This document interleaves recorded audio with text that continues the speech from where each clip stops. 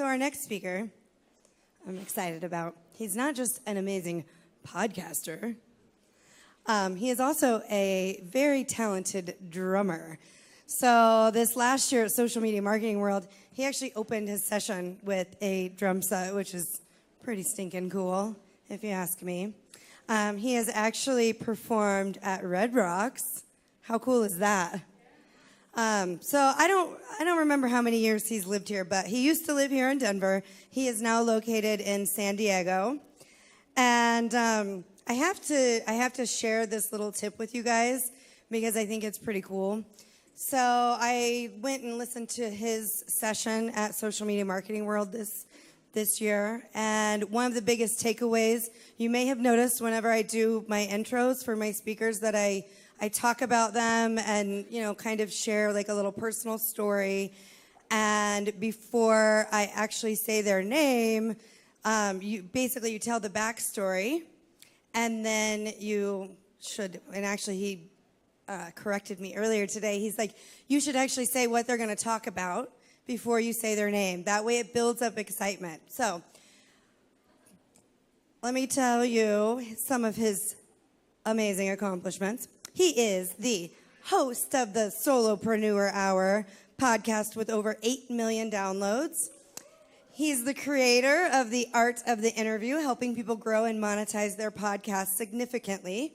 He has interviewed people such as Charles Barkley, Adam Carolla, Guy Fieri, Hines Ward, Jack Canfield, and many, many more. So please welcome to the stage my friend Michael O'Neill.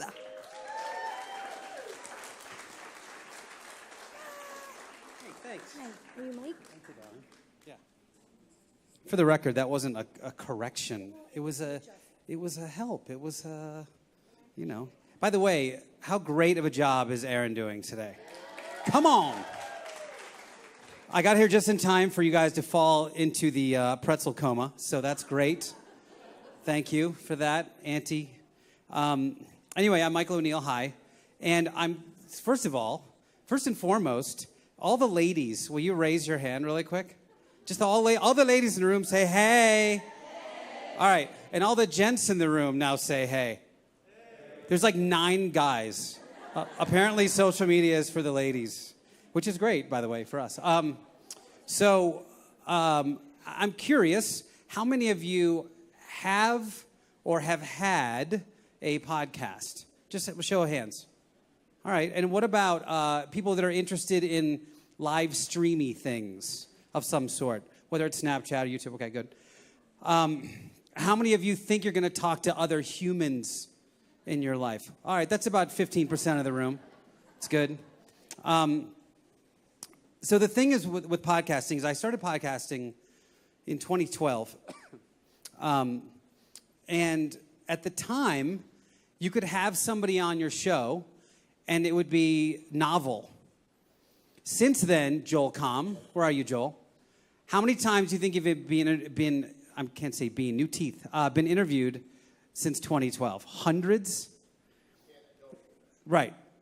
And I would say that goes for most influencers, I'm using that loosely, out there. And the thing is, in 2012, if Joel did a show, it was like, oh, cool, I'm on a podcast, I'm going to share it. In 2017, that's not the case anymore. Nobody shares shows, mostly because people are awful at podcasting. And they're awful at live streaming. They're awful at talking to other people. And the reason why is because it's so easy to pick up a phone that was in my pocket, but I'm out of hands. And bless you. And start a podcast or start a live stream. Like, it's so easy. The barrier of entry is so low that anyone can do it. The problem is anyone can do it. I went to Temple University, and the degree I have is Broadcasting, Telecommunications, and Mass Media. Now, I didn't actually go to broadcasting school. I focused mostly on the internet. But there were people that were studying for 4 years in a university to learn how to do this. The things that we can do now, literally in about 5 minutes on a phone. So there is an actual skill set involved. So the day that I started podcasting, pardon me, Oh yeah, that's me, by the way. If you guys all add me on the things, that's what it is. At Solo Hour. Because no one can spell preneur. So I just shortened it to Solo Hour. Trust me how I learned that lesson. Anyway. So we're going to talk about the art of the interview. I had to rattle this together because my actual presentation disappeared, so it's fine. The day I started podcasting, I invented a term called prodcasting.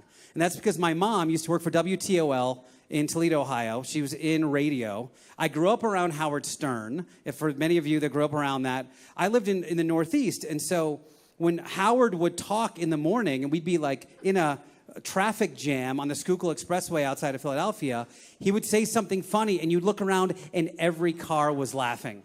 Like, literally, you would look around, and everyone's listening to the same show. And so that's how ubiquitous media was in the 80s and 90s. And now we have a million different outlets. And was it 4 years ago, Greg Hickman, that we did Creative Live? Or 3? It was a long time ago. We did Creative Live in San Francisco all about podcasting. And I said something then that totally came true, not to toot my own horn, but I said, guys, the pros are coming. The pros are coming. They're going to leave their radio jobs.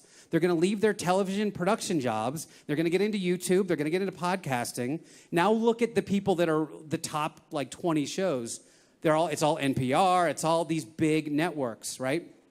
So when I started podcasting, I said, I'm going to, whether it's the gear or it's my execution as a host, I'm going to try to get really good at this. I'm going to try to be something that when Grant Cardone, who's done 5 billion shows, comes on my show, he's going to notice no difference in quality between the guy he just talked to on CNBC and my show, whether it's audio quality or the quality of the host. And there are some things we can do if you ever desire to have a podcast or to bring someone on stage, like Aaron has had to do all day today, of how to be a great host. So we're going to try to figure that out today. If I can figure out how to use this one thing. Come on, baby. Hook it up. There it is. All right. So there's been a strategy I've used to get really good guests, and that is to go to events like this. So I really wanted to talk to Adam Carolla a couple years ago because if you know Adam, he's a comedian. He was the Man Show guy, but he's a relentless entrepreneur. He's written multiple best-selling books. He's made multiple documentaries on the racing life of Paul Newman, and he's made his own movies. He's a guy that just hustles and totally gets it. He taught Jimmy Kimmel how to box. And for a guy that has all that range, and he's a master journeyman carpenter, so he could literally build you a house and then make a show and do a comedy show inside it if he wanted to, or film a movie. He has all of these skills, and I said, what a cool entrepreneur, or in my case, solopreneur, to talk to. And I really wanted to talk to him. Well, first you got to get to them, and you've got to figure out what they do. I knew that Adam Carolla loved racing his vintage Datsuns. He has a bunch of Paul Newman's old race cars, and he's a fabulous, super fast racer. So I went to Coronado Island, which is in San Diego, and they have a vintage car race every year that he races. So I went and sort of hung out and snooped around a little bit. And sure enough, there was a guy in his camp that was wearing a Philadelphia Flyers hat. And I'm from Philly.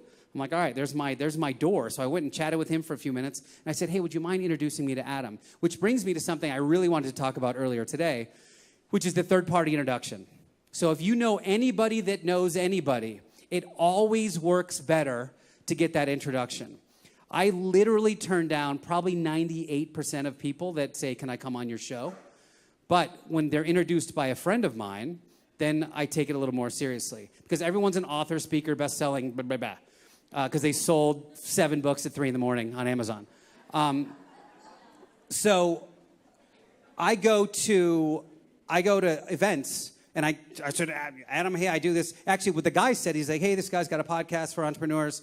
Would you be on? And he goes, how long is it? And I was like, it's like an hour. He goes, how about 20 minutes? And I'm like, 20 minutes is great. And then we talked for 45 because he had a good experience, right? And still to this day, I have a relationship with him. In fact, the next year, he got out of his car, and I brought him a cold 12-pack of beer, which he couldn't have been more excited about after a really hot day of racing. So now I'm sort of in with that camp. It's all relationships, right? Okay, so I really got to learn this. Okay. My goal initially of starting the show is I don't want to talk about anything that people can read on their About page, right? I want my show to be interesting. I don't know how many times someone can hear that Pat Flynn was laid off of an architecture job and started Smart Passive Income. And by the way, Pat was a guy that was really the impetus for me starting the Solopreneur Hour, because he and I had lunch in San Diego in 2013, and we just sat and talked for like 2 hours about everything but Smart Passive Income. We talked about girls and cars and fashion and whatever. And he was about to walk out the door, and he stopped. He goes, dude, thank you. I go, what? He goes, I never get to do that.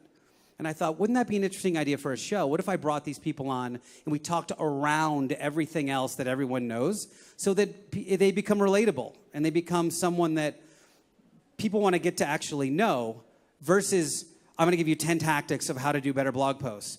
Because I like to Trojan horse the value on my listeners. I like people to be telling stories and go, oh, that's how you do that. That's the deal. So that's what I do. I always go to YouTube as well, because I try to find out how to say their name. I mispronounced Guy Fieri's name live on our show, and I'm like, never doing that again. That was a dumb move.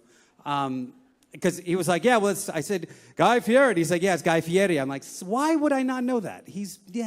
That's just me being a bad host. And I always look for interesting social media. So here's why. My show's an hour. You can't do a great interview with another human in less than 30 minutes. It's really hard to dig in because most guests don't even get comfortable until about the 25th minute. So what I always like to do is I'll find out something about them on social media. It's my little non sequitur that I talk about for the first 10 minutes of my show. We'll talk about Star Wars or the fact that they coach their kids' softball team or they like stand-up paddleboarding, because it gets them talking in stories. And I want them to feel comfortable talking in stories. My favorite interviews are, like, if I think of, like Jack Canfield, for instance. I could flick him a grain of rice, and I would get back jambalaya every single time I'd ask him a question. So I'd look at when you look at a editing tool, and you see your sound file and their sound file. Mine was like, brrr, and theirs was like, brrr, and brrr, brrr. I was like, that's the kind of show I loved. I say one thing, and he tells like a 10-minute story. Then I say one thing, tells a 10-minute story. And it's great. They're dropping value bombs. You can tell I love the marketing world. Come on. So the other thing, I've now been interviewed a gazillion times as well. Something that I never see anybody do. It's never happened to me in probably 200 times that I've been interviewed. Every time I bring a guest on, especially if I don't know them, I always flip on, I say, is it okay if we talk on video for a second? I want to introduce myself and meet them before we get on the microphone. And so we get to chat, and then I get to see behind them, oh, the guy's got a Star Wars Yoda poster, or he builds model airplanes, and that all works its way into the conversation, which is organic, right? So I always do that. I always try to say hello first. I've only been turned down one time, and it wasn't a good show, by the by. Any applicable links, I always ask them, what are you promoting right now? Because that's a very important part of why they are on your show. They probably want to promote something to your audience, and we're going to talk about when to do that a little bit later. I always adjust their sound levels. I was at the Super Bowl, not last year, but the year before, with Hines Ward. So if you guys are football fans, I co-hosted a show with a guy named Hines Ward. It was a big Pittsburgh Steelers great. And we did that show for about a year. One of the cool perks was, hey, come to the Super Bowl in San Francisco. I'm like, yes, I will do that.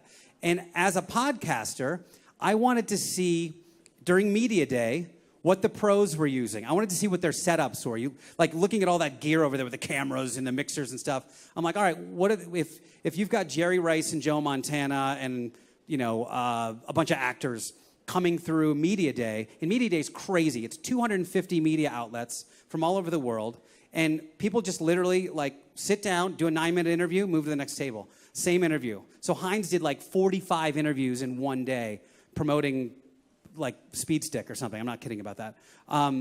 But that's how they make money, right? But I wanted to see what gear they were using. And almost universally, they were using a mixer with a regular microphone into a Zoom or other digital recorder. Less than 5% were using digital recording, like Pamela or anything like that. It was real hardware because you can't afford to fail. You don't get a second chance to get Jerry Rice and Joe Montana through your thing, so they use the stuff that doesn't break. So thankfully, when I started with a microphone, a mixer, a Zoom recorder. That was the thing that I did. The one I use is called the Zoom H6. There's also the H5. There's the H4n, but I would go H6 or H5 if you are thinking about podcasting. It is the Swiss Army knife. Questions later, Hannah. Maybe at Shenanigans. I always ask them if they can record a bumper. Hey, this is Heinz Ward, and you're listening to the Solopreneur Hour with Michael O'Neill. I run that at the beginning of my show because it's third-party validation for any new listener. My goal is if I can find one new listener, they will binge 50 episodes. I hear it all the time. Oh, I listened to you all the way from Vegas to San Diego. Sorry to hear that, but that's awesome. Thank you for that. So every time you get, so I treat that new listener like, all right, how can I coddle them? How can I make them feel great about listening to the show? And then finally, and this is about respect, do they have a heart out? Does that guest, do they have to pick up their kids at a baseball game or at preschool or whatever? I've been on shows before, and many of you probably have as well, where you're like, all right, I got to go now. And they're like, all right, we're going to get into the Thunderbolt round now. I'm like, I got to go. Like, we're out of here. Okay. So this is something that I talked to Erin about. She saw my presentation at Social Media Marketing World, and this is where this thing happened, which was the last two words, and I'll step on the punchline. The most important two words of any intro are the person's name, and they should always be uttered at the end. If you listen to any talk show, you pick it. Jimmy Kimmel, Jimmy Fallon.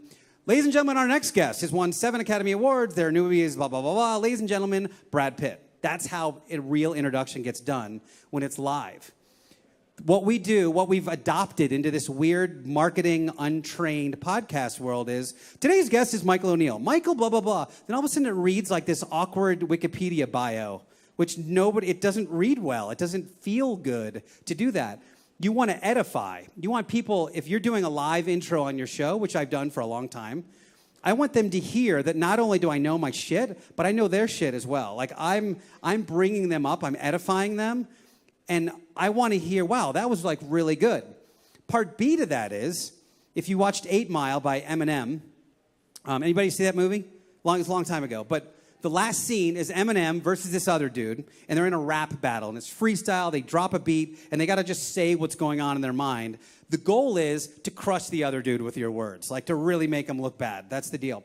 So Eminem had to go first, which is a terrible place to go when you're in a rap battle, because now the other guy can use that ammo against you. What he did is he completely destroyed himself. He completely was self-depreciating, or self-deprecating, rather. And by the time the other guy got to go, he had nothing left. He had nowhere to go because Eminem had already used it all. So I like to do that to people in their intro. I'd be like, you would know this person from blah, blah, blah. And I will intentionally say all the stuff I've heard them do on other podcasts, which makes them come up with original content on mine. So, and then finally, you are the Rosetta Stone. And what I mean by that is, you know your audience. They don't know your audience. So it's perfectly okay when you get someone that says something that's rich in content to go, all right, wait, hold on a second.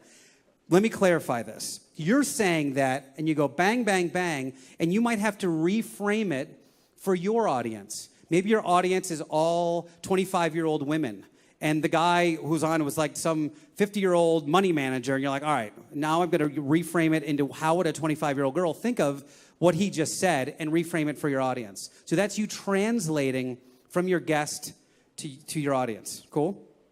All right. This is one of my biggest pet peeves in podcasting, which is when to promote. Now, in my completely unscientific method, I have determined that, actually, I'll just ask this the room. how many of you listen to podcasts? So like a lot of the room. How many, and just be totally honest here, how many make it to the very end of the show, like closing credits? All right, about half of the people that raise their hands. I'd say it's about 15% of the people make it to the very end of the show. Yet, when do 99% of podcasters promote their guests? At the very end of the show. And they do two things that really piss me off. Number one, they wait until the very end of the show. Two, they say, why don't you tell your audience how people can find you? I'm like, it's your job to tell them that. It's your job. It's not their job to walk into a party. Let's just say it's a party. And be like, hey, everybody, I got a show. It's called the Solopreneur Hour. You can find it at solohour.com. That's not their job. It's your job as the host to do that. So, plugs, beginning, middle, end. One of the first things I do, in fact, and for proof of this, listen to any Adam Carolla show. When he brings a guest on, he says, blah, blah, blah. He introduces them and said, their podcast every Monday on Podcast One, or their brand new show coming out, blah, blah, blah. And he gives them all of their social proof right away. So I will always say, if I've got Joel on, for instance, I'll say, what's going on, Joel? By the way, you guys, reach out to Joel at JoelCom on Twitter. If he comes up with something you love on this particular show, tweet him. He's also at joelcom.com. And then we get into the conversation. So that's right out of the gates. They know who they're talking to. They might look him up on Twitter and go, oh, wow, this guy's got 750,000 followers. I'm going to listen to this guy for this episode, right? I don't know what he's up to now, probably 800,000, but more than me. That's like 796,000 more than I have. So beginning, middle, and end. So I usually do one at the beginning. I usually do one after if I have an ad read, and then I'll do one at the end as well. And or if they come up with something that I find particularly interesting for my audience that I think they'll dig. And the reason I do this is you want your guests to feel coddled. You want them to feel supported and listened to, because when you hit stop, you want them to go, holy shit, that was the best podcast I've ever done. Tell me when this thing comes out. Like, I'm going to promote this to my audience, because people don't do that anymore. I got a message from, does anybody know Derek Halpern from Social Triggers? Well, he went on like a 2.5-year hiatus from anything. He didn't do any speaking. He didn't do any podcasts. I got a message from him like 3 months ago. He goes, hey, dude, I want to do your podcast. It was the first one. And I said, fine, let's do that. It'd be great. But then I thought, why is that the case? Because they feel like they're getting something out of it. You want your guests to feel like their time with you is the best representation of who they and their business is. I might have mispronounced words in that sentence, but you don't understand what I'm saying, right? It's a lack of sleep. Anyway, integration. Integration means that, for instance, if I have someone who's an author, is that 10 minutes or 10 seconds? Because I have to go really fast. It's 10 seconds. Okay. So if you have if I have a guest on that has a book, for instance, I will always look up ahead of time and see if they're on Audible, because that's how I typically consume my books. So I've made a special URL that's solohourbook.com. So we start talking about their book and go, hey guys, if you want to grab their book for free, it's at solohourbook.com. And they do that, and every time someone does that, I get whatever it is, $35 or something like that on my Audible. And that's what I call integration, which is a seamless transition between their earballs and their wallet, right? Earballs to wallet. That's the formula. Earballs to wallet. So, yeah, earballs. You don't know that's it's a medical term. Right, baby? She's a nurse. My girlfriend's a nurse. That's earballs, right? That's first year, second year? And just remember that they are doing you a favor, especially if they are an influencer, because they've been asked 1 million times to do 1 million shows. So make them feel amazing when they're on your show. Okay. One of the most poignant books I've ever read, and I read it right here in City Park in Denver, and it literally changed my life. It was called The E-Myth Revisited by Michael Gerber. I mean, it changed how I thought about business and scalability and, just those two things. And so I finally got a chance to talk to the author of that book. His name is Michael Gerber, and he's a very cantankerous man who lives in SoCal. And Typically my show is truly a conversation. I hit record and I hit stop. I've never edited a show, not once. In 591 episodes have I edited the content of a show. So I work what they would call live to tape, which puts more on me. It means I've got to be better at what I do and not say and ah a lot. I mean, nobody really cares, so don't edit that out if you have a podcast. No one cares. And it makes me up my game because I know we're sort of going live. Anyway, so I had written down a few questions for Michael because it was an important interview for me. I was a little, I was excited about it. Well, Michael shut me down. I mean, time after time after time for the first 10 or 15 minutes of this interview. And here's what I mean. I talked about my little non sequitur 10 minutes before. So I was like, all right. My first question to him was, Michael, you've traveled all over the world. You've done this now for 40 years. You've been traveling all over the world teaching.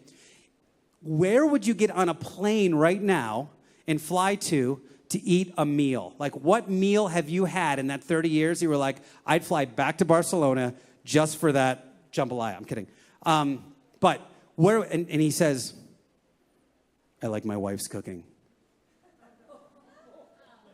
Okay, but if you were to travel, how would you, and he's like, we have an organic garden and my wife picks this.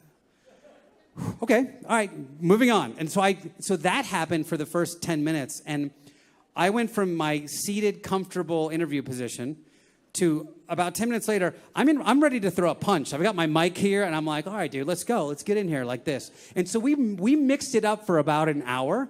And if you listen to that episode, it sounds okay, but so hopefully there was a swan, across the pond, but man, was I furiously paddling under there. And I remember hitting stop and going, that was the peak of my capability.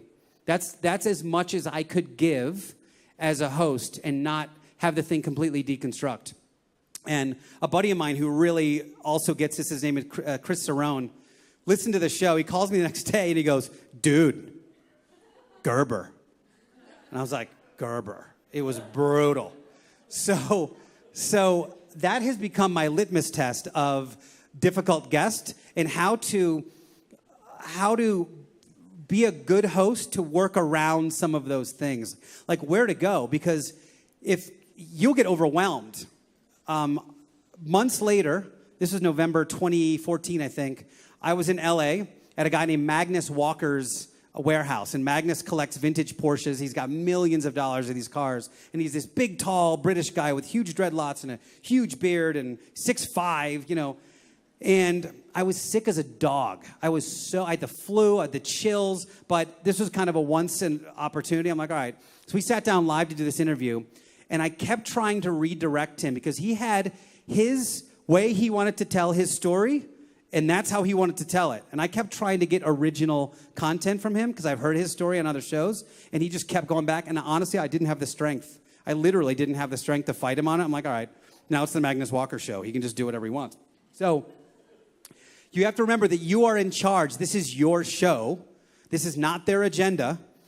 You can't, the other move that is it's almost terrifying that people do this, and they do it all the time, which is they'll give a little bio of their guest, and then they'll hand the mic over and say, all right, I started a little bit. Why don't you fill in the rest of the blanks about who you are? And it's like, dude, it's your show. How do they know how to talk to your audience about you've just literally given over the control of your show to someone who doesn't know your audience at all. That is not value bombs. And then the other thing I like to do is be careful of author pitching, because everyone's a best-selling author.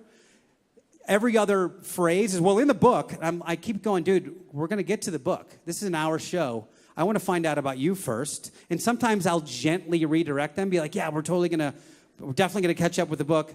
Let's talk about it, blah, blah, blah, like background. And you get a lot of the will in the books, and so you got to make sure you harness that in. Again, you have to be in control of your own show here. Okay, let's see. What do we got? 4 or 5 minutes? 3? All right, geez. Okay, so just a quick way to ask questions is obviously nothing yes or no, but always tell me the story of. Tell me how you, right? Or you talk to somebody that had a transformation, what would the 2017 you say to the 2013 you? And what would that be like? And you want them to just tell stories because those stories are always rich in content and rich in value bombs, right? You will Trojan horse that value in there without having to say, give me 10 great tips for blogging. Ejecting from your questions.